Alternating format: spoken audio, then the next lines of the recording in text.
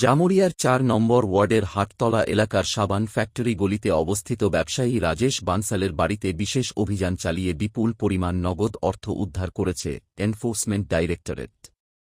সূত্রের খবর, তল্লাশি চলাকালীন রাজেশ বানসালের বাড়ি থেকে ৩ বস্তা নগদ টাকা উদ্ধার করা হয়েছে। জানা গেছে, প্রায় ১৬ জনের একটি ইডি টিম ৩টি গাড়িতে করে সকাল ৬:৩০ নাগাদ এলাকায় পৌঁছয়। সিআইএসএফের কড়া নিরাপত্তা বলয় ঘিরে রেখে শুরু হয় তল্লাশি অভিযান। বর্তমানে প্রায় ১৩ জনের একটি দল বাড়ির ভেতরে নথিপত্র ও অন্যান্য গুরুত্বপূর্ণ বিষয় খতিয়ে দেখে জোর তল্লাশি চালাচ্ছে। সূত্র অনুযায়ী, রাজেশ বানসাল স্থানীয়ভাবে হার্ডওয়্যার ব্যবসার সঙ্গে যুক্ত। পাশাপাশি রানীগঞ্জ এলাকাতেও তাঁর হার্ডওয়্যার ব্যবসা রয়েছে।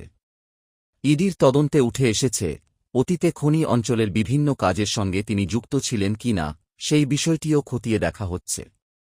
একই সঙ্গে তাঁর নামে বিভিন্ন হিসাব বহির্ভূত আর্থিক লেনদেন হয়েছে বলে সন্দেহ তদন্তকারীদের। অভিযান এখনও চলছে এবং উদ্ধার হওয়া নগদ অর্থ ও নথিপত্রের ভিত্তিতে তদন্ত আরও বিস্তৃত হতে পারে বলে ইডি সূত্রে জানা।